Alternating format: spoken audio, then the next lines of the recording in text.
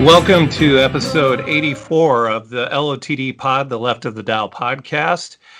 The Time Worm by my partner Richard Shirk brings us in. This is Flick, and I'm here with Richard. How are you doing, Richard? I'm good. Thanks for playing that tune. I love it. And this week, we're doing another revisionist history show. This is our third edition of revisionist history. And what are we doing this week? This is a cool album. This is called Journey Through the Secret Life of Plants by Stevie Wonder, released October 30th, 1979. 1979. So just to give it some context, Stevie Wonder's coming off of a super hot run. Songs in the Key of Life is the latest release before this, but it's 3 years, more than 3 years actually, between Stevie Wonder releases. Coming off of one of his biggest and most well-known albums, and which is like an eternity. Yeah. In kind of Motown album spacing. Right. Yeah. And definitely for him, because he had, I guess before Songs in the Key of Life, he did have a couple of years off, but then at least one release every year up to that point. Yeah, he was so consistent, and I feel like some of my favorite albums by him are just all in a row and all within like a year or so of each other. So yeah, you have Talking Book in 72, Inner Vision 73, Fulfillingness, like I'm kind of shaky about, but then Songs in the Key of Life is such a pop like juggernaut. It's huge. It's so good. 1976.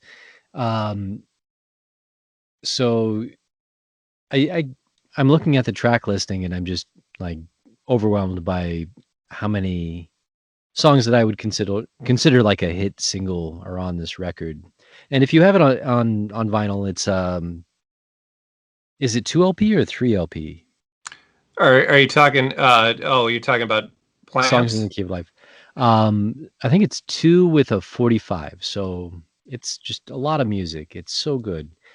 And then and then Journey Through the Secret Life of Plants, I think, is considered by some people, including myself, to be like the bookend for this, really classic run of 70s albums by Stevie Wonder. And he had a bunch of really cool live albums before, but to my ears, they always kind of sound like compilations of singles, and they're all really good. I mean, especially for Once in My Life, which is 68, and My Cherie Amour, which is 1969. Yeah, I mean, Motown wasn't really in the business of doing albums. They were a singles label, and I think despite that fact, those are still pretty strong, just because Stevie Wonder wasn't making no garbage. But they weren't. Like his artistic desire to make albums was kind of suppressed by what Motown's aims were as a label. And I think he kind of that was the tug of war that he won out on eventually. Yeah, he definitely won out on that. If you read about the production history of especially Songs in the Key of Life, he's just like hanging out in Electric Ladyland in New York with tons of like the newest Moog synthesizers and like 3 technicians that are just like there to get the best tones out of it. And he didn't stop on that record. He was just all day, every day until 3 a.m, and then back again after a few hours. It's so cool to listen to. You can hear that through line in that album, and I think you can definitely hear that same through line in Secret Life of Plants. So But I think a lot of people don't know about this record. Well, What's your background on this? yeah, not much coming in. Because I knew all of the records leading up to that. But to give it some context, first, just going back to where this fits into his discography. There's the long time in between that we mentioned, but coming off of that 3 years, I mean, what this album is a soundtrack to a documentary, and it's not really the normal documentary either. It's kind of a pseudosciency sort of documentary that had some theories, I think, that were later debunked in large part, but a lot of like I haven't seen this, so I can't really speak to what the imagery is like in it, but it's kind of something to accompany a lot of experimental video of plants, or not video, I guess film. Right. But yeah, Yeah, I and think the premise of it is kind of a cool, like, new agey, hippy dippy thing that obviously speaks to me being out here in California and being who I am. Uh, some of the ideas about, plants have feelings, they do better if you talk to them, if you play music to them. I think that's kind of like one of the central talking yeah, points of the film, and but also I guess some cool side explanations of what a rocking guy George Washington Carver was. So yeah, good, good. yeah, and also kind of the idea that plants can communicate with us in some ways, and I don't know. I would have to. I can't speak as much to the documentary, but it's things along those lines, the way I understand it. Which bums me out as like a very committed vegetarian. Thought I was doing the right thing. Yeah, exactly. Just when you thought you were doing the right thing, it turns out no. That's how it goes. Yep. But yeah, so and the a lot of experimental music going along with it, a lot of instrumental music going along with it. So you might be coming off of that long layoff without a good Stevie Wonder album, and you might have certain expectations coming in. I think the context of this one made it especially challenging at the time, I'm sure. Um, but yeah, my personal experience wasn't hardly anything. I really one song coming into this, that I was familiar with was "Send One Your Love." That's really it, because that one, is the one that ends up on compilations every now and then.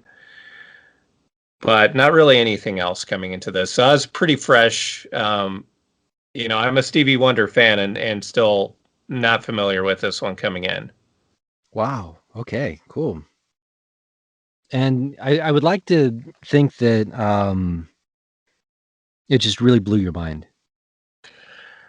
Well, it was interesting. Like I guess I don't want to reveal everything about my reception at the beginning, but there's a lot of things that, because I like Stevie Wonder, I found it interesting to see what he was doing. When he gets in a more experimental area where he has more leeway to do whatever he wants to do, and I think that was interesting.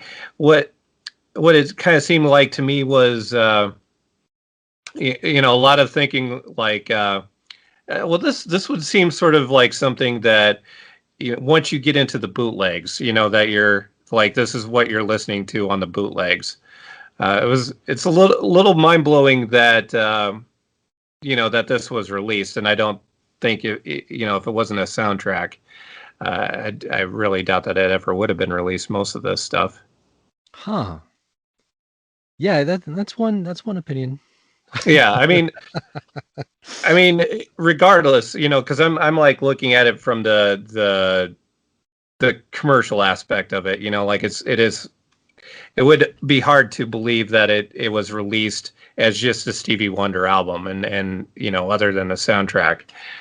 Um, I mean, from the business standpoint of it, like this, I guess one, I could see it being a hard sell because of the material on it and the nature of the material and the fact that there aren't hardly any would-be singles.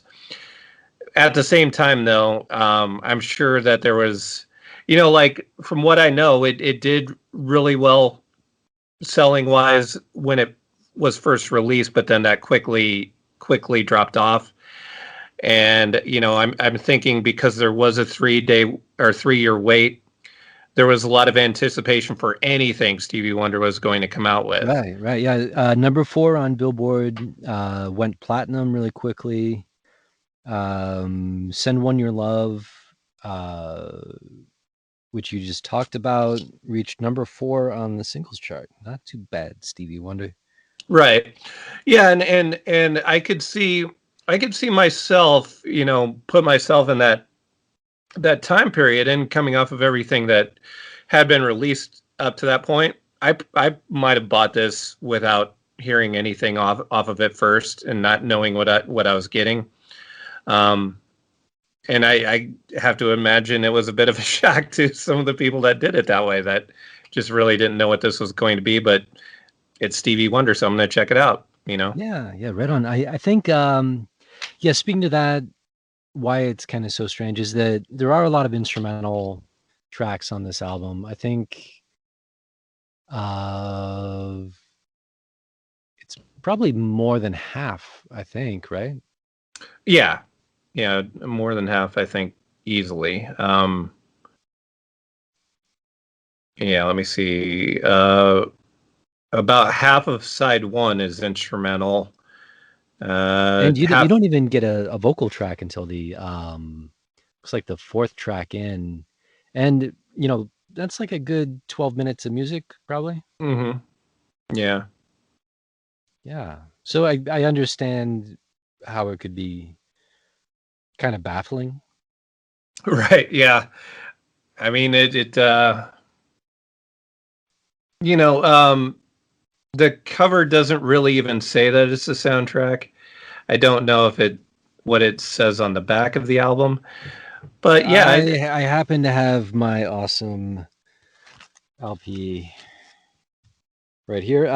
Substantial portions of this album are contained in the soundtrack of the motion picture Secret Life of Plants. okay. And that says that on the back. Yeah, and then one thing that I'd like to ask our listeners is, I wasn't able to find this really easily, but uh, I think there's Braille on the cover, which I think is the album title and Stevie Wonder. But I'd like to know if I'm wrong about that, or if there's another kind of secret message, which there is a kind of a history of that, especially with, I think, a Paul McCartney record, which says hello specifically to Stevie Wonder in Braille. Which album? Which Paul McCartney album is that? If I had to shoot from the hip, I would say maybe Red Rose Speedway. Okay. I did not know that. But yeah, I think it's a great album. And yeah, when you get right into it, there are references that come along later in music history that I would throw out there, like Vangelis is one. And Chariots of Fire guy. Ooh, ouch. Well, it's true, is it not? Yes, he is referred to as Chariot of Fire guy. No, Vangelis is a musical genius, real innovator uh, in the use of synthesizers and electronic layers in music. So yeah, you probably know him from the Chariots of Fire theme, but also from the Blade Runner soundtrack album, which changed a lot of things for a lot of people. And and a bunch of other stuff. Plenty of albums on his own, which are really fun to listen to. Especially, let's see, he collaborated with ESA, which is the European Space Agency, for a soundtrack to a spacecraft landing called, I think the album is called Rosetta. So what that means is that when you put this album on, you're immediately greeted with like these big, like big analog keyboard tones, and the tune itself is, I think the leadoff track is called "The Earth's Creation," and it sounds Right. like it. It's like something that you'd hear. Oh, Vangelis, also from the soundtrack to Cosmos, the Carl Sagan Cosmos, and totally nails it. Like the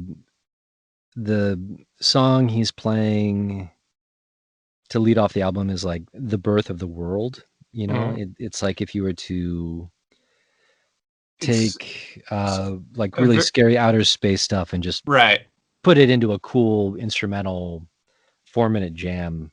Yeah, and Uh, and I love it that so it much. does have like a very sci-fi or horror sort of feel to it. Like I was thinking, it kind of almost sounds like a zombie uprising too. Yeah, yeah, right on. So, yeah, I think that you can draw some other lines to, yeah, like classic 70s and 80s horror film soundtracks by like John Carpenter, Hmm. and or soundtrack albums to like Dario Argento films by Goblin, the influential Italian prog rock band. And yeah, I'm sure that probably probably like once every few years, Stevie Wonder gets asked like, "Do you hang out with Goblin?"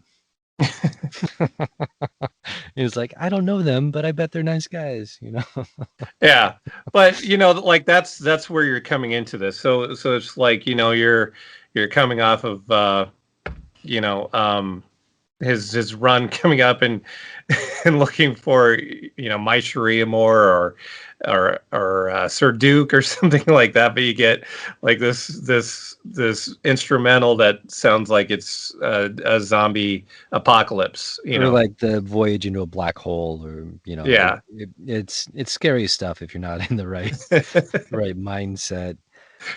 And I love so that. I love that. I so think it's such a cool left turn. And I started to yeah. hear about this record. Um, I'm not sure when I started to hear about this record really, but I do have a good history with Stevie Wonder, starting with the original Musicarium being in my parents' LP collection, which is the kind of 1982 compilation, kind of a best of thing. Mhm. And then, the next time I think I really started to hear about, and yeah, totally found all those cool records back in the day when they were on CD, like Intervision, Talking Book. But I think the next time I really sought out this record was after reading "Becoming" by Michelle Obama, and she mentions how this was a big soundtrack album at her house, and how her Huh. family loved music, and a typical weekend would just be everyone hanging out at the house and putting a bunch of music on, including Journey Through the Secret Life of Plants. I meant to look up the exact passage, but I didn't. I but I thought that was really cool, and I found myself asking, like, I'm not really sure if I had heard this record, and I put it on. Yeah, it really speaks to me how it's not operating by the Motown rules, or like any rule about how you can conventionally put together an album. Normally, you put the lead single right at the front, and you don't freak people out with your state-of-the-art keyboards. Yeah. But I do think that there are a bunch of really great singles on this. I Yeah, I there think, there are. yeah, like, "A Seed's a Star" Mhm. is not only just a really interesting way to look at life, but also just like a killer tune, um, and "Come Back as a Flower" is a really gorgeous song. I think it's sung by his wife at the time, or maybe there are two female vocals Sarita on. Sarita White That's right, yeah. or Right, I mean. Uh-huh, and yeah, just a really gorgeous, pretty tune, almost all, just a lovely vocal and then piano, "I Wish I Could Come Back as a Flower" is, such an interesting thing to talk about in a song, Yeah. it's not about, "Girl, I like you, why don't you like me?" It's not about, anything, like, really linear. It's a short meditation on the beauty of nature and, reincarnation. Yeah, I might not choose to come back as a flower given the choice, but It'd it's be an so pretty, interesting thought. yeah. It's an It interesting is. thought. Yeah. But yeah, I mean there are some more traditional I think Stevie Wonder ballads, like obviously Send One Your Love was a single and a successful single because it was what you look for, at least you know from a Stevie Wonder ballad. Power Flower, I think, is another. Oh, Power Flower, I love that song. Yeah, that's another. You know, good song off of here. And so Uh, funky too, like that, like, deep kind of Rhodes keyboard on it, every time. but since you brought up funk, that is one thing you get. Like one real what you would think of as a funky song, and that would be Race Babbling, and that was one I didn't like so much, but it's interesting, like it Oh, is. it's weird, yeah, Yeah, it's really weird and experimental and everything, but it is like your one chance to funk it up on this album, and it's not exactly I Wish or Superstition or that sort of thing. yeah, Race Babbling is the tune that, if you have this album on and you have people over, back in the day, years and years ago, when you used to have people over, it comes on, like, when you're playing ping pong or something, and naturally, I was and going to ask you if this was background music for ping pong. I wouldn't say background music, but yeah, definitely the soundtrack to many, many, like, harrowing ping pong matches between me and my lovely wife, Susan. Um, It yeah, we takes both. it takes so many different turns though. It's like I don't know. Does that affect your ebb and flow of the match of the ping pong battle? Nothing does. I am water when I'm Okay. when I am, playing ping pong. But yeah, Race Babbling is a tune that, if you have it on, everyone's like, "Is this still the same record?" 'Cause it Right. does groove on some weird stuff where you're like, "Oh, yeah, there's, not just, uh, synthesizer music, but is like almost a cross-pollination with, like, early, electronic music like Kraftwerk." Mhm. Um, so yeah, that's a fun one. I wanna mention Black Orchid because I think that's such a pretty song too. Another ballad, but, a ballad about, another one that's kind of like a meditation on beauty, but, I think what I forgot to mention about, um, "Come Back as a Flower" is how poignant all of his statements about impermanence are. That, yeah, maybe you don't wanna come back as a flower because you live for a day, but, our lives compared to the life of a redwood tree that is 4,000 years old is kinda the same thing. So, um, you can go really deep with this, and you could make your Secret Life of Plants drug joke here, but I think it's really cool, and a lot of people, I guess, at the time and since kind of write this off as being like hippy dippy, but I think it's very poetic and really um, beautiful and well stated in the tunes that do have vocals. So yeah, I mean the idea of a seed and a star being related on a micro to macro um, level. I think there's so much truth in that can kind of hurt your mind a little bit. And sometimes I like having my mind hurt. Yeah, you know, I, I'm okay with having my mind hurt. Yeah, like really challenge yourself sometimes. It Yeah. feels so good. I want to just go back to what you said about race babbling being a left turn. I mean, really, the thing about this is there are this double album is a series of many left turns. I mean, starting with the ominous zombie apocalypse, almost sounding like intro in Earth's creation at the beginning. Yeah, Then I agree. Yeah, I think that there are motifs that get revisited though, and it's very artfully yeah. wrapped up. But yeah, I mean, it might all make sense in the context of the documentary.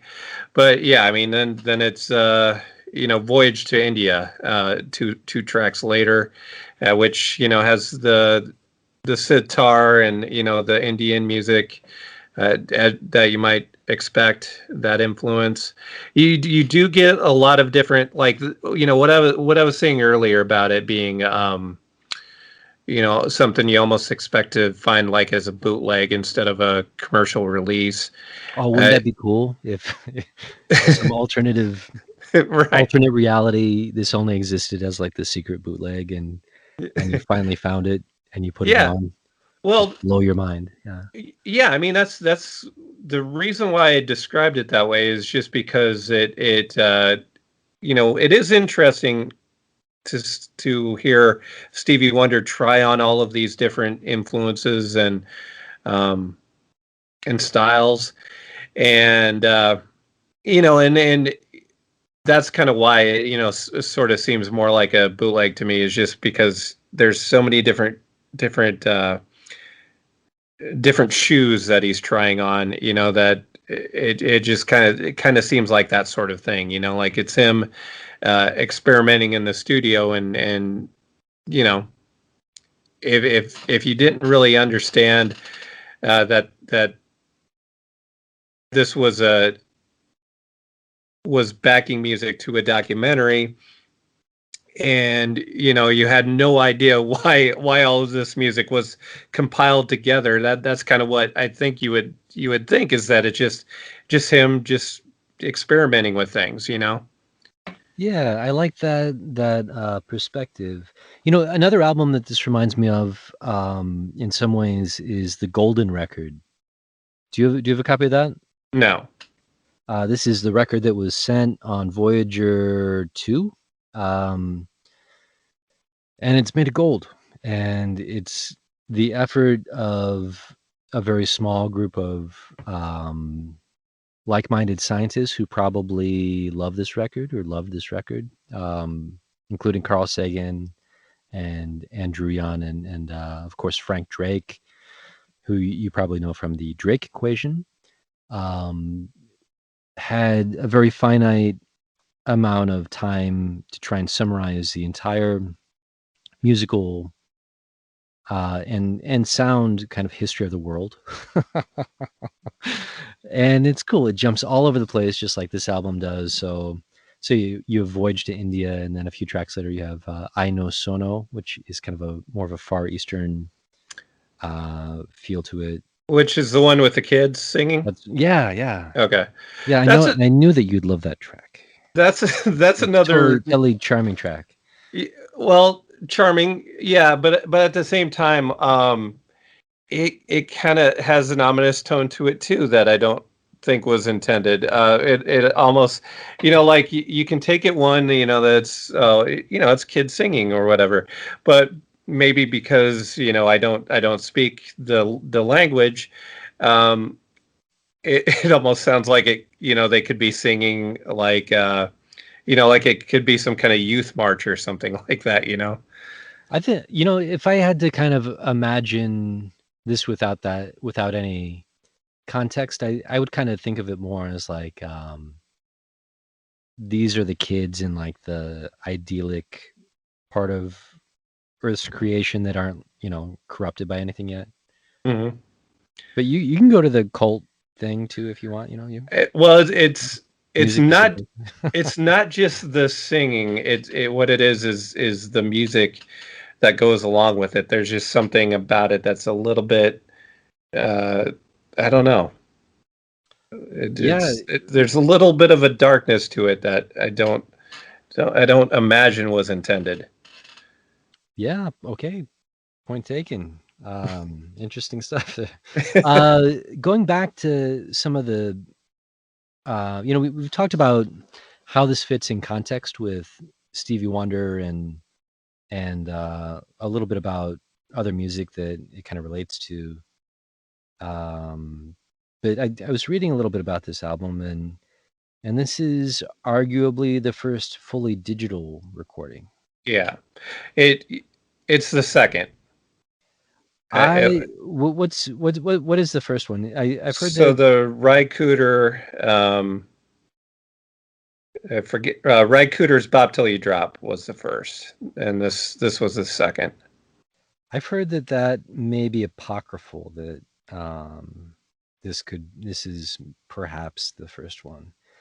It could be, but yeah, I mean that's I guess that's the consensus. So Yeah, yeah, which I always thought was the fourth self-titled Peter Gabriel record from 1982. But that shows how little I know about the universe.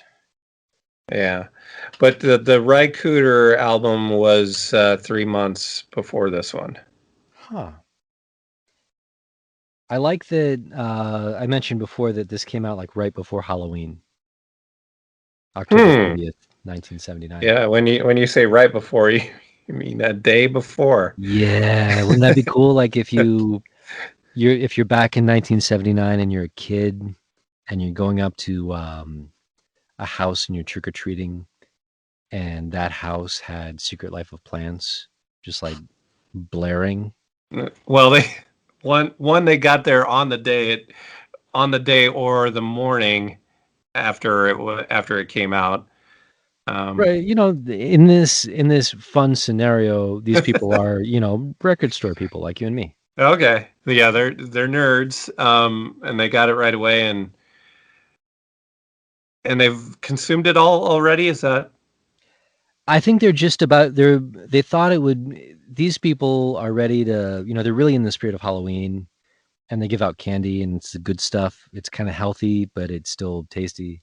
Um, and they like save the record until the sun's just about to go down on Halloween, and all the creepy candles are lit on the front porch, and everyone has their spooky costumes on, and then it's just going all night.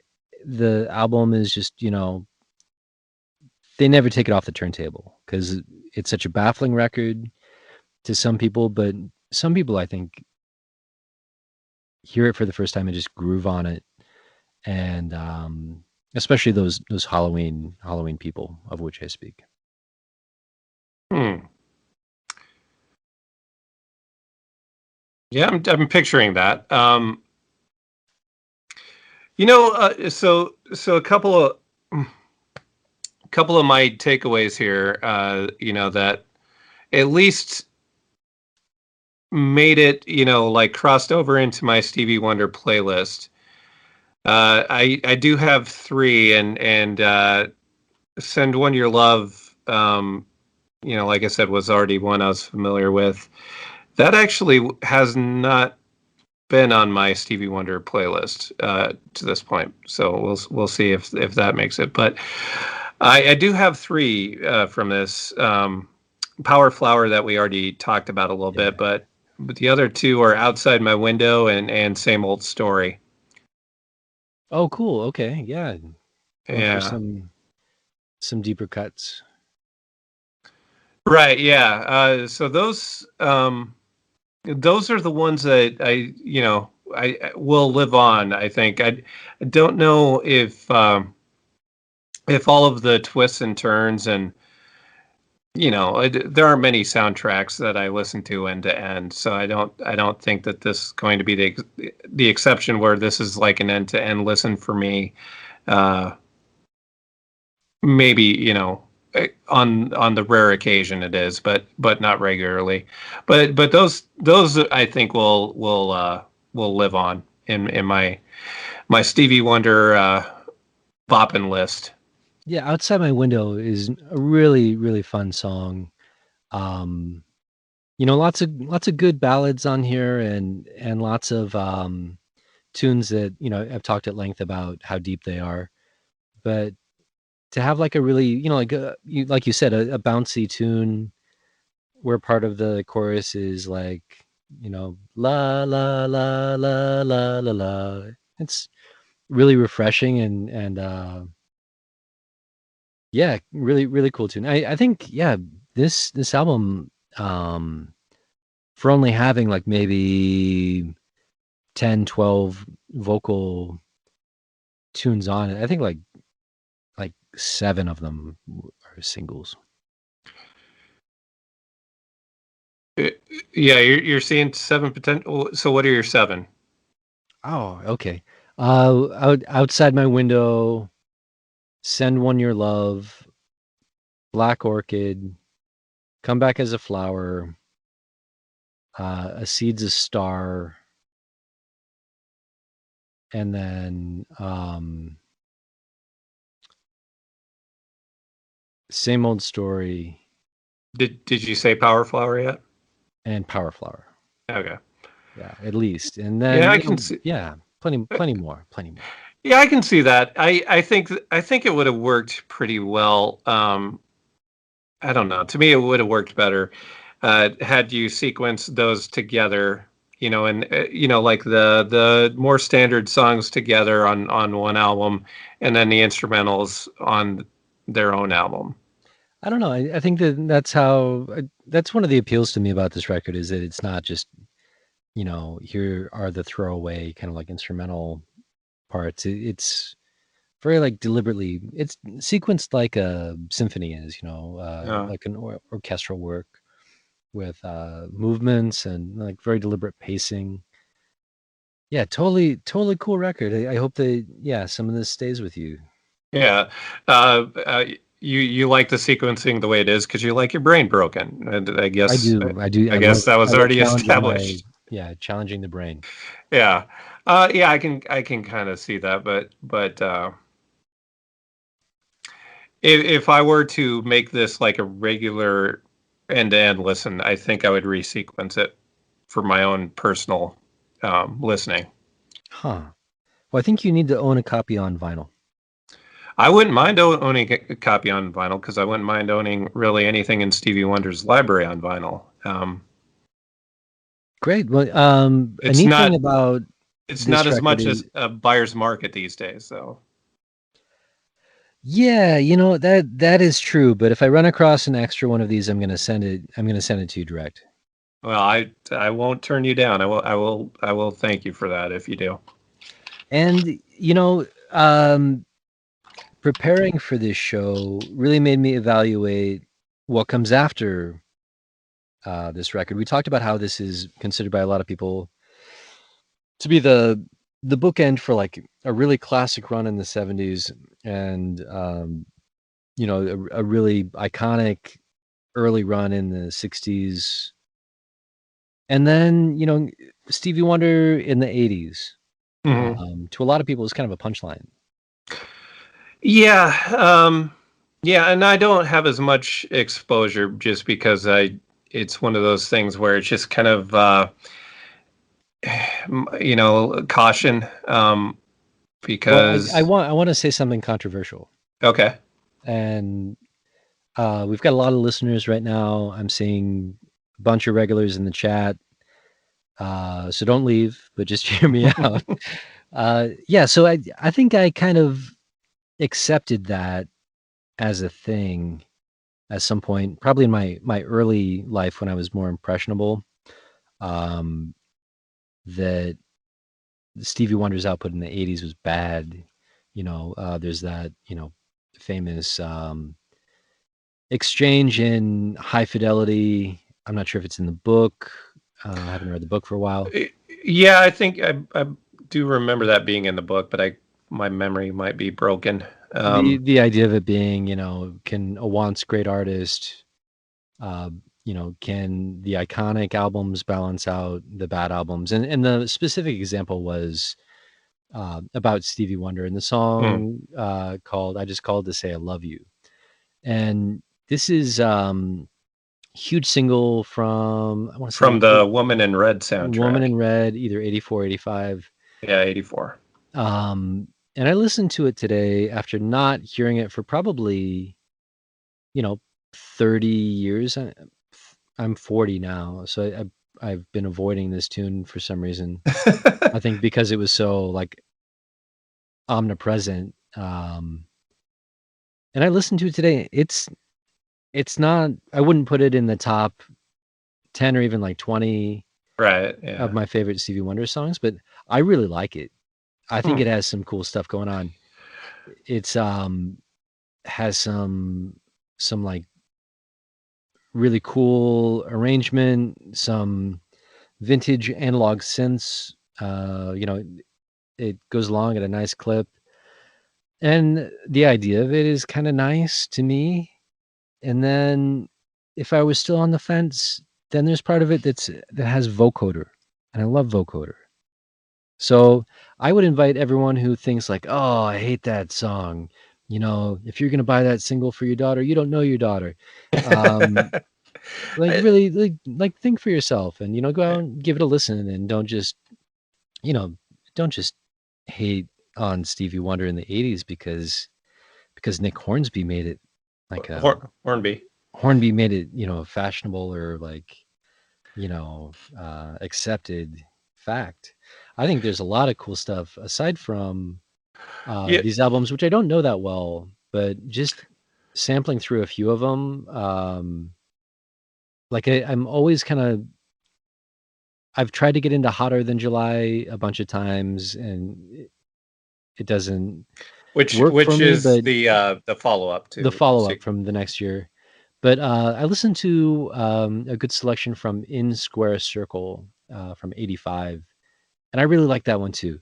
My joke with myself is I get to hang out with my buddy Sean um, every week and talk music, and there's nothing more free than having a good music nerd chat with one of your oldest friends. But this show consistently costs me a lot of money because I hear stuff like this and I'm like, oh, I got to go to eBay and like go find it. yeah, And I that think this is one of the records where, yeah, I'm probably gonna pull the trigger on buying In Square Circle from 1985. y- Um, yeah. yeah, so you know what, a couple of things. One, to the not that I know exactly what Nick Hornby's mindset was when he wrote that. My thinking though is it speaks maybe more to, it's not as much about the song itself, but maybe it's just about that, um how it can be when there's a hit, a really big hit, like that isn't, you don't like the big hit, and because it's years from the stuff that you really love, that there's a ton of people that really love I Just Called to Say I Love You, but they don't even know I Wish, um, or Higher Ground, or any, or that's that great stuff, the really the top level stuff. Yeah. um, Yeah. and that can be frustrating. I think I can understand that. Like I understand what you're saying too. And here's one for you. In Square Circle. Um, yeah, I to kind of go along with your mindset. Like I remember being a little kid and really liking Part Time Lover. Like I That's a rockin' tune. yeah, I my whole life, like pretty much Stevie Wonder could never do any wrong. Um, but like that's that whole idea of you know, it wasn't just Stevie Wonder in the 80s. It was most of his contemporaries, that just kind of did stuff that it's just like I don't, how did this become this? So I understand both sides of it because I think there are redeeming qualities to that stuff too. It's just you know why did it not rise to the same level? Right. Yeah, I think I used to think that way too, that the people that were really only into the Leonard Cohen tunes from Natural Born Killers soundtrack and didn't know any of the other stuff, like that used to bother me, but Yeah. but I stopped worrying about other people, you know. Right. And Yeah. it's Which is pretty liberating. recently, Yeah. um No, I'm having with you. I'm with you on that. and this could go in all sorts of tangents that I won't go to related to the year 2016, but um understanding that there are a lot of people that have really, really like radically different viewpoints on like everything. And as much of a as much as it used to be comforting to me to say something along the lines of that will never happen, people are smarter than that. Like, or people have good values. I'm realizing that maybe that's not true, but also like I'm not the rational police. There are irrational people, and if you're um somewhat sometimes legit musician like myself, sometimes that's even comforting because there's such a wide range of music that to me is just like flat out unlistenable, and there are people making their careers out of it, and unlistenable, I mean, like, genres that are just not my thing, and that's cool, that's fine. But so yeah, I think that was a big turning point, however many years ago that was, where I was like, I can't control what other people think, nor do I want to. And yes, we are all on the same continuum, but we're all like really unique people. Um, I I don't believe in Beatles. I just believe in me. yes, exactly. Yeah, whoever said that was a genius, a musical genius, man. So yeah, I think that that's a really liberating thought too. I mean, if you were to write down what I just said on paper, it could come off as pessimistic, but I think in some ways it's really liberating to have like some real authentic, you know, I don't really care what other people think about my musical taste, because I love I just called to say I love you. Mm. It's a good tune. Yeah, you know what? Yeah, Overjoyed from In Square Circle, also good. Yeah, I think you're really pushing me over the eBay cliff here. Yeah, I like that tune. So see, I think that Stevie Wonder is like a microcosm of reevaluating how you feel about the universe and Sure. people and whatever else. It's cool. So yeah, it Well, really made me challenge myself with not being judgy and not yeah. accepting things for a fact just because I used to think them when I was 20. Well, the thing to understand regardless of how you feel about his 80s output, or specifically about I Just Called to Say I Love You. I guess I would be wondering why he agreed to do the soundtrack to The Woman in Red. That's kind of a hard one to figure out. Hard one to wrap I've your never seen that film, and I'm only like I'm not familiar with the soundtrack. Yeah. But yeah, weird things happen But all the time. every conversation about Stevie Wonder, and we didn't happen to mention it yet, but pretty much every conversation about Stevie Wonder should begin with the preface: Stevie Wonder is a genius. He's a genius. He's one of the great. Wow, yeah. Yeah, he's one of the great geniuses of music. Really, probably ever in history. Agreed. And that's the context I think you always have to start with, whatever it is, which is, I found Secret Life of Plants to be a very interesting listen. Because it's just kind of interesting to see what he was doing. I think that's always interesting. It might not always be the stuff that I listen to repeatedly, but it's always interesting. Well, Flick, here's your homework assignment for episode 84. Is do they still do thunderstorms in the Midwest? Oh, well, yeah, that's like our thing. Well, what a lot of people don't know is they don't do thunderstorms in California, or at least in my part of California, in the Bay Area. I think I could count on one hand the amount of thunderclaps I've heard in the 9-10 years I've been living here full time, and in the 10 or 13 years that I came out here as a kid. So next time there's just like a huge thunderstorm, I invite everyone to put on the album Journey Through the Secret Life of Plants by Stevie Wonder and feel your oneness with nature. There are going to be a few twists and turns in that, I would say. Well, everyone in chat thinks that that's a great idea, so it must be. And I think I kind of want to leave it there. I've really enjoyed talking about this record with you, Sean. Yeah, me as well. It's long overdue that we have had a lengthy Stevie Wonder discussion, and we should revisit that again. Some other album or albums or career spanning discussion, but we should definitely come back to Stevie Wonder. You got it. You know where to find me. All right. Well, what's going on next week? Okay, next week it isn't totally determined. I guess, regardless of whether we make the show, we're possibly going to be doing a show centered on Paul Weller.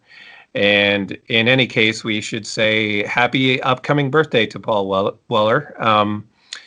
And maybe we'll be doing a show centered around him, but at any rate, he should have a very happy birthday.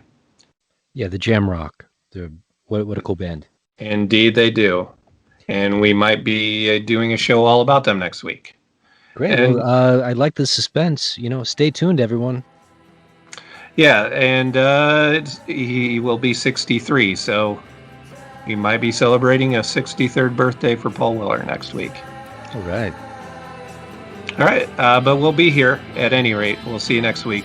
That's right. And Flick, always a pleasure to talk music with you. And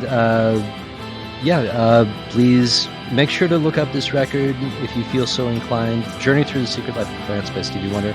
I would also invite our loyal listeners to go to the YouTube and really just Google the 1985 Grammy synthesizer medley, and you won't be sorry. All right. We'll leave it at that. Okay. This is Richard in Oakland, California, coming to you from the Mercury Capsule Recording Studios. And we'll see you next week, everyone. Yeah, and this is Flick signing off from the 515. We'll see you next week. From the 515. Okay. see you when I see you.